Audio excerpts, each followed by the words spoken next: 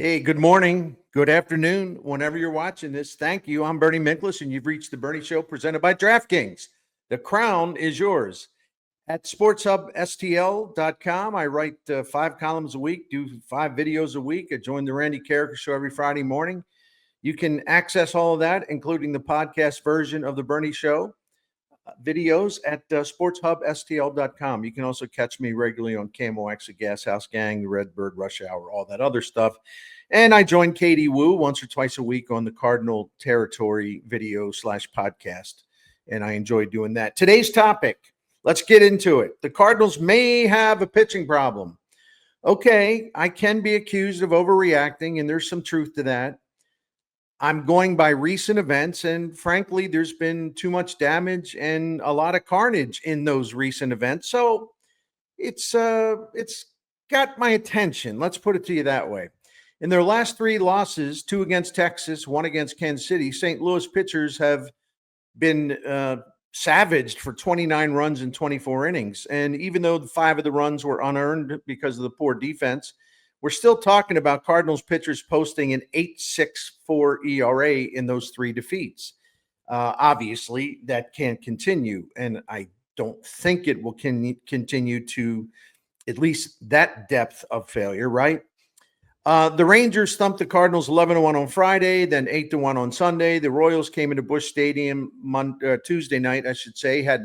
They erased a 7-2 lead by going off on Andre Pallante and a couple of relievers, Matz and Leahy, and the final score, terrible loss for the Cardinals, 10-7, favor of Kansas City. In the last 3 losses, Cardinals pitchers as a group have been battered for a .346 batting average. They've given up 5 doubles and 6 homers. With runners in scoring position, Cardinals pitchers were attacked for 15 hits in 33 at-bats. That's a .455 average. And one thing that stood out to me in those 3 losses, the Cardinals pitchers really had a hard time putting the Rangers and Royals away in those 3 losses. They got popped for 16 2-out RBIs. And in those 3 victories, the Rangers and Royals combined for 13 2-strike hits. So the finishing touch has not been there the way that it should be and the way it needs to be. And keep in mind, we're talking about 2 bad offenses here. Even after punishing the Cardinals pitchers in their 3 wins, the Rangers and Royals ranked 27th and 28th, respectively, in runs scored in the majors, and they're bottom 5 in the majors in slugging and OPS.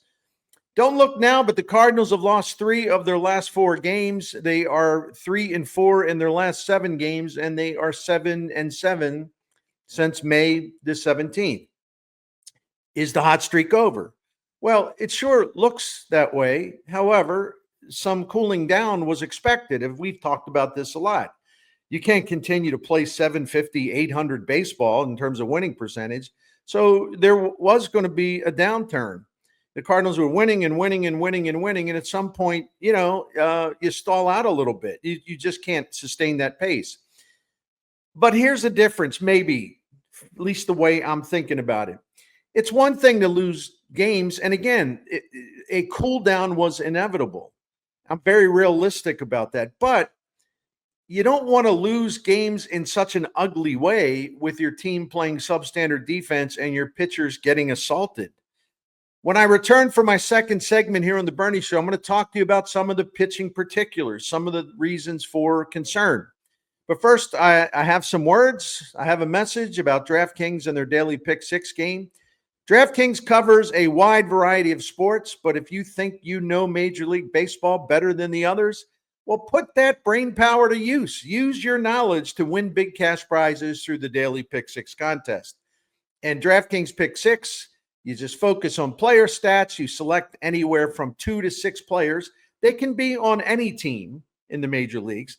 You select from 2 to 6 players. You choose whether the individual player or pitcher will go higher or lower on a specific stat line set for his next game by DraftKings. Yeah, it really is that simple, and it's also a lot of fun. And the best part about it, in terms of fun, is winning some money, right? Pick 6 is available in most states, including Missouri, California, Texas, Georgia. You'll enjoy tracking your selected players while the games are in progress, and hopefully you'll have a lot of entertainment by winning, and you can do that at DraftKings. It's easy to get started. They have an excellent app. Just download it, the DraftKings app, and open an account. Then choose a sport, pick your players, and go for it. New players at DraftKings get $50 in Pick 6 credits instantly with just a $5 entry. Download DraftKings Pick 6 app now and use the code STL Sports. That's the code STL Sports for new customers to play $5 and get $50 in Pick 6 credits. Better payouts, bigger wins, only with Pick 6 from DraftKings. The crown is yours. Gambling problem? Call 1-800-GAMBLER. Help is available for problem gambling. Call 888-789-7777 or visit ccpg.org in Connecticut. Must be 18 and over. Age and eligibility restrictions vary by jurisdiction. Pick 6 not available everywhere, including New York and Ontario. Void where prohibited. One per new customer. Bonus awarded as non-withdrawable Pick 6 credits that expire in 14 days. Limited time offer. See terms at pick6.draftkings.com/promos. Let's resume the discussion of the Cardinals' recent problems that have led to a .500 record since May the 17th. In the team's 7 losses during this 7-7 stretch, the Cardinals starting pitchers have combined for a 5.83 ERA in those games. There have been a couple of bad starts that didn't prevent the Cardinals from actually winning the game because the St. Louis offense stepped up on those days. In the 7 Redbirds losses during this stretch, their bullpen got crushed, smacked for 17 earned runs in 22 innings for a 6.95 ERA. Let's recognize a few developments that have been downplayed locally. I'm not sure why, but it's pretty absurd because it's pretty glaring to pretty much disregard it. First thing, starting pitcher Andre Pallante is a liability, and he continues to get worse. In his last 9 starts, he's been clubbed around for a 5.80 ERA and way too many extra base hits. Right-handed batters are destroying him, and here I go again, but I have no idea why this is being ignored by the local media because this is a huge problem. During the 9 starts, the opposing team's right-handed hitters have just teed off on Pallante for a 337 average and a 592 slugging percentage, and the right-handed bats have averaged 2.4 home runs per 9 innings. Yeah, I would say that's not an overreaction. I would say that is a legitimate honest to goodness or honest to badness problem. And it's okay to talk about that. You want to identify things, good and bad. Number 2, as much as I appreciate, and I really do appreciate Kyle Leahy and what he did for the Cardinals for much of this season, let's be honest here. Again, these are pro sports, okay? We're not talking about little leaguers. It's okay to critique performance. And Kyle Leahy's performance is cratering. In his last 6 relief outings, he's been clobbered for 11 hits, 4 walks, and 6 earned runs in 5 innings, and that's a 10.84 ERA. The most alarming aspect of Leahy's struggles, in his first 8 appearances of the season, he struck out 32% of batters faced. Outstanding. But over the last 18 appearances, his strikeout rate has plummeted to 13% over that time. See, that's not nothing. You can't just gloss over that. You just can't act like that's nothing. It's just a little slump. No. His strikeout rate is just absolutely crashing.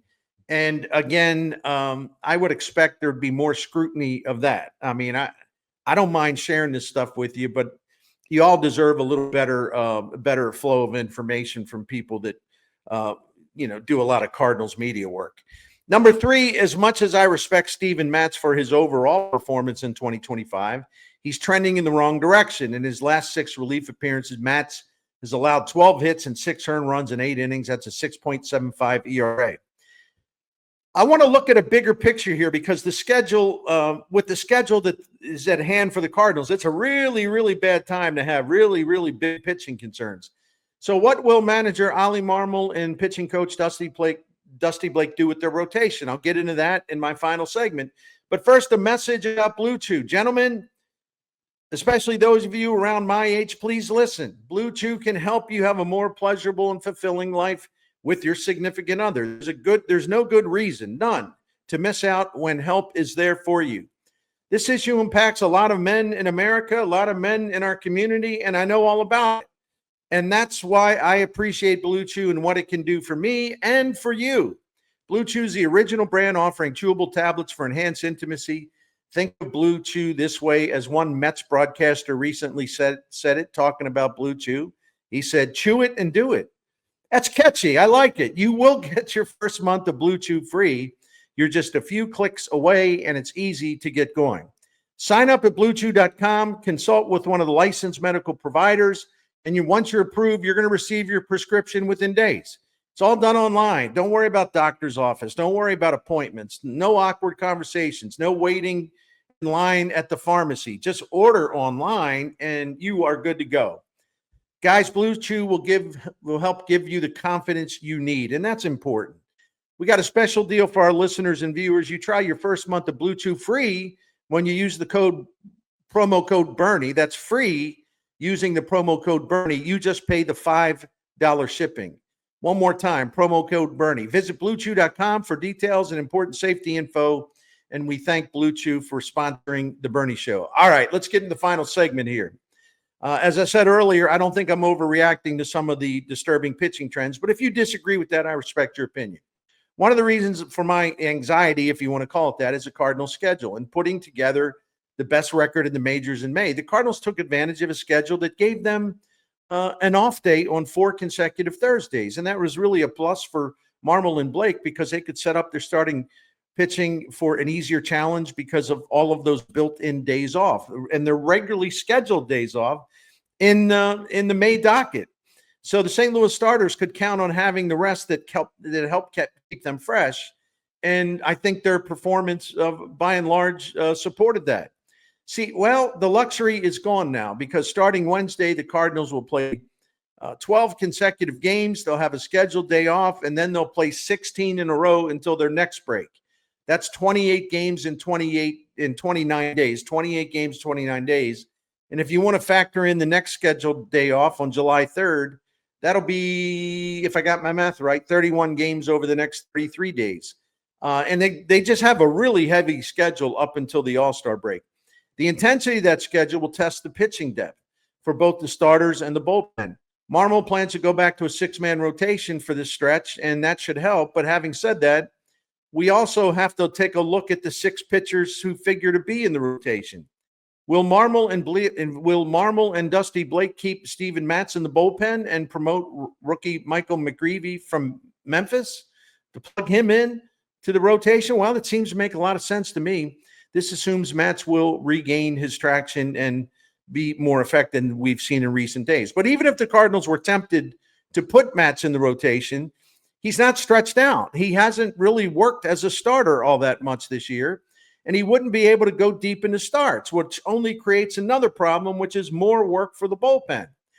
And even if McGreevy goes into the rotation, and he has been great at Memphis, the Cardinals would still be giving the ball to Andre Pallante on his regularly scheduled turn. And as I said earlier, Pallante is not very good, and I'm being polite. He's not very good at all lately. The Cardinals will try and fix him, but that's pretty hard to do when right-handed hitters are just doing horrible things to his four-seam fastball and sinker. The numbers there, which I will spare you of, they are horrendous. He's having a really hard time against right-handed hitters. The problem is after McGreevy, there isn't any real starting pitching help at Memphis. I suppose the Cardinals could reach down to the AA level for Tekoa Roby. He's a good prospect, having a strong year, but do they really want to rush him? I would be stunned if they did, but I'm just throwing it out there. The bullpen is vulnerable because of Leahy's slide and because Matz has been not as good lately. But assuming Matz gets back on track, and I really believe he will, the Cardinals still will have to reach deeper into their supply of secondary relievers. You know what? I really like what I've seen from right-hander Matt Swanson, the rookie that they got in the Paul DeJong trade from Toronto. He's pitched well for the Cardinals. Yeah, there's been a hiccup here and there, but his adjusted ERA is 21% above the league average. So I think Swanson is due for an expanded role with the big club coming out of the bullpen. The remaining arms in the relief pool include Gordon Graceffo, Chris Roycroft, Roddery, No Thank You Munoz, Riley O'Brien, Ryan Fernandez. It ain't an imposing group. Now, they do have, the Cardinals, an intriguing candidate in right-handed reliever Andre Pallante, if I'm saying his last name right. This season, check out these numbers. And I know it's the minor leagues, but you either strike guys out or you don't. This season for Memphis, Granilo's got a 1.35 ERA, and he has struck out 42 hitters in 26 2/3 innings. Frankly, I'm not sure why he isn't here already. But in the month of June, it would be a great time for a major league look for Mr. Granillo, because in his last 5 relief appearances, check out these numbers. Last 5 times out in relief, Granillo has a 0.93 ERA with a 52% strikeout rate. I think that would work. Cardinals president of baseball operations John Mozeliak made an interesting low-risk move earlier this week by signing lefty reliever Tyler Matzik, and I hope I'm pronouncing his name right. He was recently let go by the Yankees, and he's still trying to regain tip-top form after having elbow surgery in 2022. But Matzik did an excellent job for the Braves in their run to the championship in 2021. He was outstanding in the postseason. And with the Yankees this season, Matzik did average nearly 10 strikeouts per 9 innings. He did walk too many hitters. And listen, he only pitched 6 innings for them. But Matzik's 3.23 fielding independent ERA offers at least a glimmer of hope. He's certainly worth a look, and I think Mo did a good job to take that ticket on him, see what happens. The month of June and into July will be a pivotal stretch of the Cardinal season, but I think we can all agree on this. I'm not saying the pitching will fade, but if it does fade, chaos will ensue and the Cardinals will be in trouble. Thank you for watching. I appreciate all of you who support my work. Even if you get ticked off at me from time to time, it's all good. Please leave your comments. And thanks to DraftKings for supporting The Bernie Show. Have a great day, everyone.